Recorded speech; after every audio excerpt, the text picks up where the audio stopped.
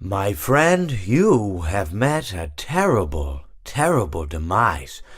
But, I don't feel too bad about it. After all, if it weren't from me, it would have just been from someone else, you know? I guess what I'm trying to say is life goes on. Well, for everyone else, life goes on, not for you. You're dead. But that's neither here nor there.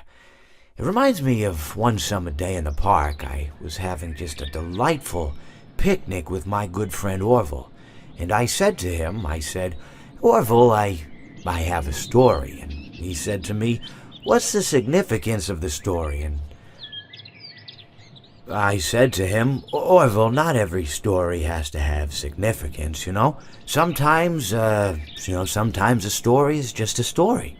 If you try to read into every little thing and find meaning in everything anyone says, you'll just drive yourself crazy. I had a friend do it once. Wasn't pretty. We talked about it for years. And not only that, but you'll likely end up believing something you shouldn't believe and thinking something you shouldn't think, or assuming something you shouldn't assume, you know? Sometimes, I said, a story is just a story. So just be quiet for 1 second of your life and eat your sandwich, okay? Of course, it was only then I realized I made sandwiches, and poor Orville was having such difficulty eating it. Elephants have those clumsy hands, you know? Actually, I suppose that's the problem. They don't have hands at all, do they? They're all feet. And I couldn't imagine someone asking me to eat a sandwich with my feet.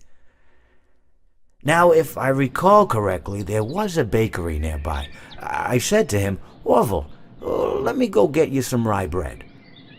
Now, I'm unsure if elephants enjoy rye bread, but I assure you that Orville does. Now, this was on a Tuesday, which was good because rye bread was always fresh on Tuesday. They made sourdough bread on Monday and threw it out Wednesday, or rather, they sold it at a discount for people wanting to feed the ducks, and then probably at the end of the day, finally, they threw it all out. I don't recall. I do remember a man who would bring his son to the bakery every Wednesday and then go feed the ducks.